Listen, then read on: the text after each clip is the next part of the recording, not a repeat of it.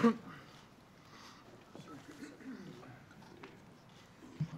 congratulations on your engagement to that actress from Suits.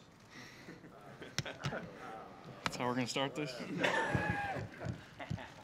Carson, having been through the experience of playing in Seattle last year, how much do you think that'll help you the second time around? Yeah, it's a huge help. You know, going into there last year, heard all about it, you know, kind of knew what to expect. But, yeah, it's definitely loud. It's quite the atmosphere. It's a fun place to play. And so, you know, I think most guys have been there now, so it'll be that'll pay dividends, I think, in just our week of prep, knowing kind of how much we need to emphasize, you know, kind of hand signals and communicating things non-verbally. You know, I think that'll be a big help for us. Recall correctly, you came out of there feeling, I know the team didn't exactly win, but you felt pretty good about how you performed in that game and seeing possibly one of the best secondaries in the NFL. What do you think of it now, looking back upon it? Yeah, I mean, obviously right now we're focused on this week, and but yeah, watching film, you know, there's definitely a lot of plays we left out there last year. They made a number of plays, and we got down. We kind of shot ourselves in the foot early in that as well. But you know, it's a little different defense. I mean, same scheme, but you know, a couple different pieces out there. Obviously, losing Chancellor and Sherman, two unbelievable football players. But you know, they got a couple other guys that have stepped up, and they still fly around. Again, they're coached so well. They kind of do what they do, and just got a lot of respect for them. And we just got to go kind of execute our game plan. How much work have you guys put into the silent count, and yeah. Where is it now? And yeah, we feel really good with it. You know, we feel really good with it. You know, I personally always prefer playing at home and being able to use the cadence, but you can always use the silent cadence as a weapon as well. So we feel really confident with it.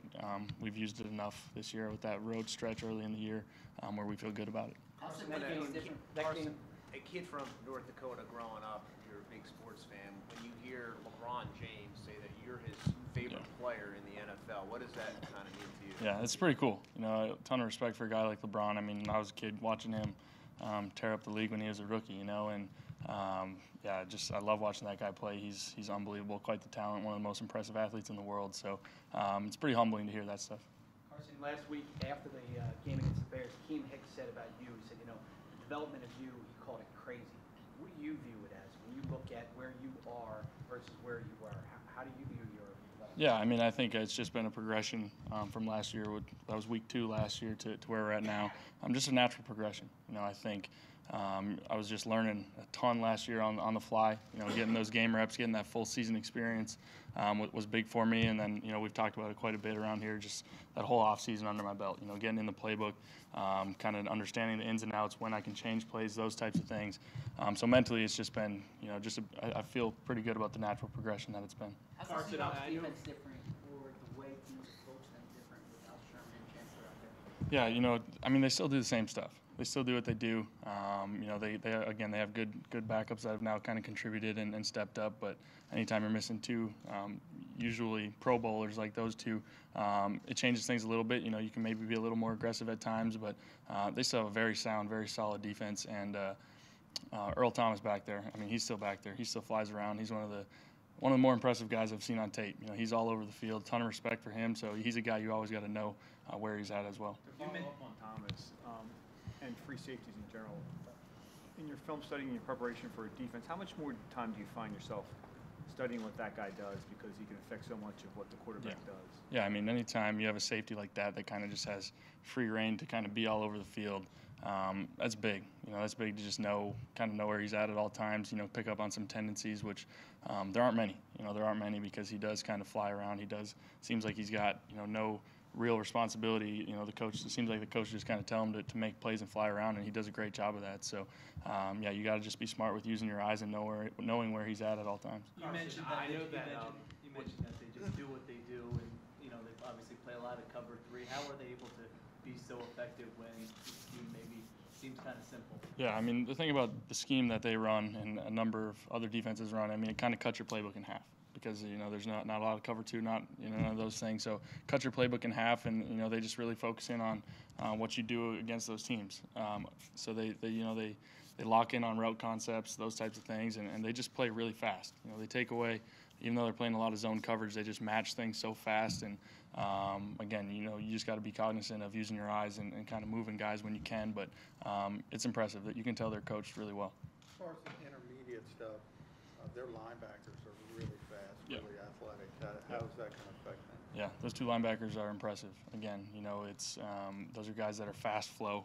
They're kind of all over the field, both in the run game and the throw game. So kind of the same thing I was saying about Earl. You just got to know where they're at. Know where they're at, how you can use manipulation to move those guys around, different things like that. But yeah, a lot of respect for those 2 guys. Two of the better pair of backers that we'll face all year. Carson, I know that you are focused on Seattle, but when the MVP conversation comes up, people are talking about you or Tom Brady for the award. Just personally, what does that mean to you right now? Yeah, I mean, you kind of hit it on the head. I'm not really focused on that stuff. Focused on Seattle and this week, and then the road stretch that we have ahead of us. We got to take care of business on the field. Those things will all come down the road. I'm not really worried about those. The goal is to win the week. Carson, you guys have been winning games by a pretty large margin the past few. Do you feel like going up against a team like Seattle, who's been to a Super Bowl, has playoff experience, and that CenturyLink is going to give you guys a challenge that you need? Yeah, they're a great team. They're a great team offensively, defensively, special teams. They're coached well. They've been in the playoffs, I think, the last 5 years. So a lot of respect for them. So they will present a challenge, especially going into their stadium out there is loud and is quite the atmosphere that is. So again, it'll be a really good challenge for us. You guys have scored the most points in the NFL. Yet last week, Zach Ertz says we haven't come close to playing our best football offensively. Is that kind of crazy to think about, that you guys haven't peaked or haven't reached that point yet? Everyone is still striving to get better, even though you're 10-1 and have scored the most points. Yeah, I mean, especially this point of the year, you're always trying to get better. December is really what kind of separates teams down the stretch, and we go back in the film room and we break down all the things we could have done better. Last week with the turnovers, the penalties, things we could clean up. I missed some throws. Those things always happen, and we always just believe the best is still ahead of us. The best is still ahead of us, and hats off. Our offensive totals have been great, but our defense is playing unreal. And that we feed off that. So it's been fun around here. Do you think there will be a point where it's ever good enough, or no? I don't ever like to think anything's good enough. There's always things to learn from and get better from. Sunday's game, you mentioned how in the red zone, defense is actually it's harder for them to disguise what they're doing. Why is that? Why does that make your job easier? Yeah, I mean, anytime when you're playing, sometimes a one high safety, sometimes they're playing back there at 20, 25 yards and reading things. Well, the closer you get to the end zone, he's got to declare, where he's kind of going. He can't backpedal, he can't play as deep, and there's just different things that have to declare. Mix that in with all the film study we do. You just have a really good understanding, because there's only so many different coverages that teams play down there. Have you given any thought to what next week is going to be like, and have you ever done anything like that before? It's been yeah, I mean, we've talked about it. We had to pack our bags for it and everything, but other than that, we're really focusing on this one, and we realize that next week will be a little different feel for us, but can't really worry about that right now. What kind of things do you think you can get better at? I mean, I know a lot's been made about your progression from year 1 to year 2, but if you were to look at yourself, how can you get? I mean, there's a lot. There's a handful of things every single week. Missed throws, missed reads, those things. Protection-wise, there's always things to clean up. And then the penalties, like we talked about, the penalties and the turnovers, those fumbles, and cleaning up some throws here and there. There's always stuff. And there's things you wouldn't even know as a fan sometimes too, that maybe I'm missing a check. Missing things that could have maybe been better. So there's always things to learn from and get better from. Is that you personally? Is that you talking personally, about you as a quarterback? Really the whole offense. I think every one of us. The beautiful thing about the guys in that locker room, no one's ever settling for anything. No one's ever complacent with where they're at. We're all striving to get better. So that's my approach, and that's really everybody else's approach too. In Nelson Aguilar's case, you've spoken about quite a bit this year. But from where he was at the Seattle game last year to now, what made you think he had it in him to have that turnaround? Yeah, I just always knew, and we've talked about him a lot, like you said. But Nelson's always been one of the hardest workers. One of the hardest workers I've ever been around, and he's really smart. He's really smart. He understands the game, understands coverages, leverages, you name it. So I just always knew he was a football player. I always knew he was a hard worker, and I knew it would just come around for him.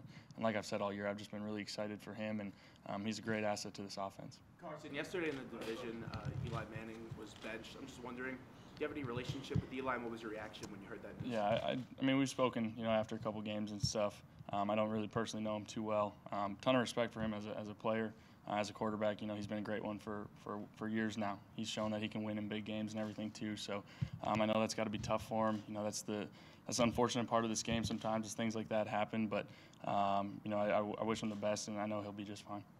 Thanks everybody.